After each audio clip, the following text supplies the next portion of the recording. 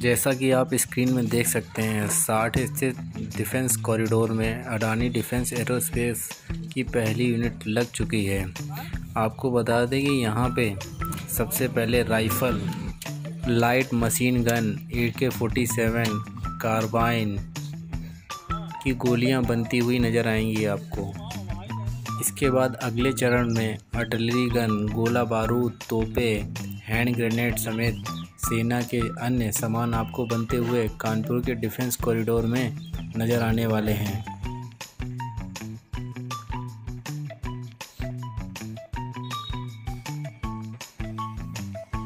कानपुर का defence corridor Asia का सबसे बड़ा एम्यूनेशन कॉम्प्लेक्स बनने जा रहा है। रक्षा क्षेत्र में आत्मनिर्भरता के लिए आधुनिक तकनीक से बनने वाले हथियारों की आपूर्ति बेहतर बनाने के लिए डिफेंस स्थित डिफेंस कॉरिडोर अडानी समूह को जमीन आवंटित की गई थी।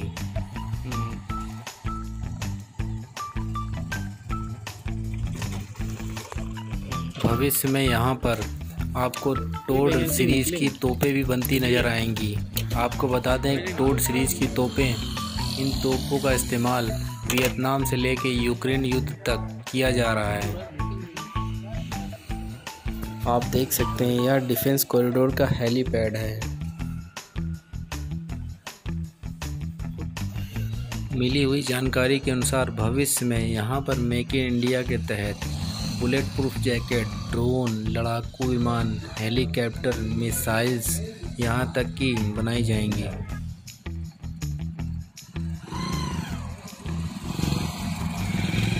आंकड़ों की बात करें तो पहले फेज़ में अडानी समूह इस नोट पे कानपुर डिफेंस कॉरिडोर में करीब 1500 करोड़ रुपए इन्वेस्ट कर रहा है। जब वहीं इसके दूसरे फेज़ में करीब 3000 करोड़ रुपए और इन्वेस्ट होने वाले हैं। आपको बता दें कि इस पूरे क्षेत्र की बहुत ही जल्द सूरत बदलने वाली है। अभी इस पूरे क्षेत्र में करीब 499 एकड़ ज़मीन सरकार ने आवंटित की है। डिफेंस कॉरिडोर में 260 एकड़ ज़मीन सरकार द्वारा और आवंटित करने का प्लान है, जिससे कि छोटी छोटी कंपनियां और भी इसी डिफेंस कॉरिडोर के अंतर्गत डेवलप या स्थापित की जा सके।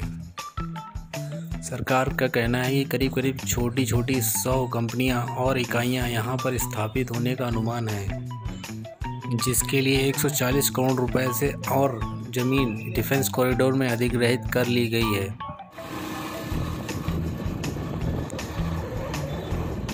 वर्ष 2022 में उत्तर प्रदेश इन्वेस्टर समिट के दौरान अडानी ग्रुप ने अपने प्लान की घोषणा की थी।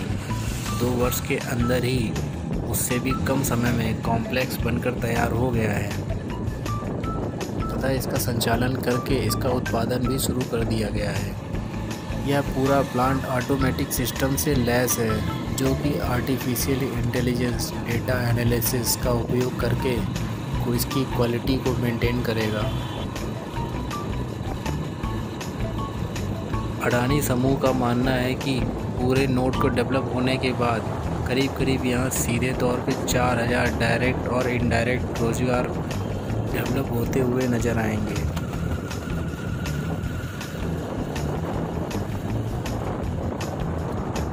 प्रधानमंत्री ने डिफेंस सेक्टर में आत्मनिर्भर बनाने का लक्ष्य रखा है।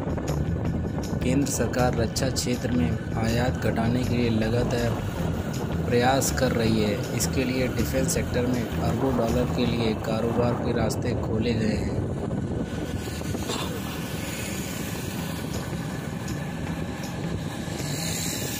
आप बहुत जल्दी यह पूरा क्षेत्र अपने, जैसा कि आप स्क्रीन में देख रहे हैं, यह पूरा क्षेत्र बदला हुआ नज़र आएगा। भारतीय सेना की ज़रूरतों को पूरा करने के लिए Adani group, Tata group, Larsen Toubro और महिंद्रा एंड ग्रुप तेज़ी से काम कर रहे हैं। Adani parts and sales limited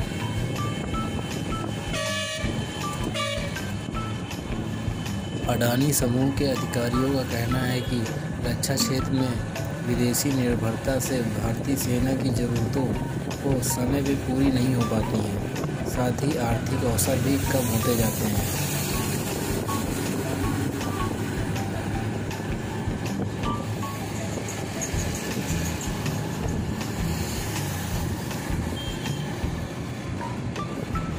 बता दें कि अडानी समूह द्वारा 499 एकड़ की ज़मीन 2 प्लाटों की रजिस्ट्री कानपुर नोड में कराई गई थी। इस रजिस्ट्री में एक खास बात यह थी कि इस रजिस्ट्री में रजिस्ट्री का शुल्क या स्टाम्प शुल्क 100% अडानी ग्रुप को छूट दी गई थी, जो कि करीब 10 करोड़ रुपए होती है।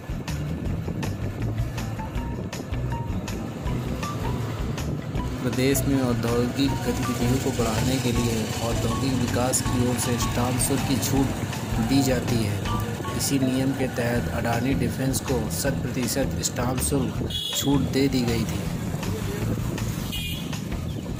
अडानी डिफेंस की ज़मीन डिफेंस कॉरिडोर में कुल 202 हेक्टेयर यानी 499 एकड़ ज़मीन का आवंटन यूपीडा की ओर से किया गया है।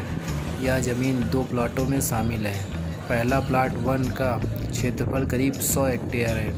इसी प्रकार इसका प्लाट 2 का क्षेत्रफल करीब 102.6 हेक्टेयर है। अगर इसके पहले प्लाट की कीमत की बात करें तो यह करीब 70,85,90,844 रुपये की होती है।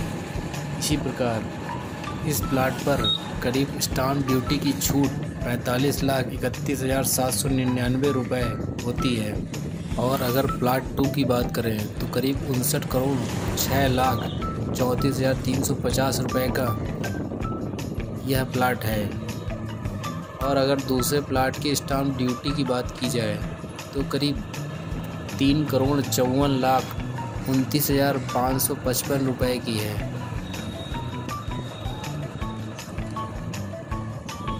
इस सौदे में एक बात और की जाए तो अडानी डिफेंस एंड एरोस्पेस ने स्टाम्प शुल्क के बजाय बैंक गारंटी दी है। जैसा कि आप अपनी स्क्रीन में देख रहे हैं, यह पूरा नज़ारा आपका 60 का नज़र आ रहा है। जैसा कि आप देख रहे हैं, यहाँ तेज़ी से विकास हो रहा है और जैसे ही डिफेंस कॉरिडोर पूरी तरह से डेवलप हो जाएगा तो पूरी तरह से विकास होता हुआ नज़र आएगा।